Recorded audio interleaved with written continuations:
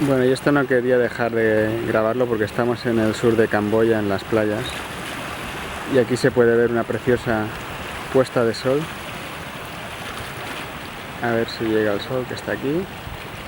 Y lo más curioso es la fila de barcos de pescadores que están saliendo ahora del puerto en dirección pues al mar para pescar durante toda la noche.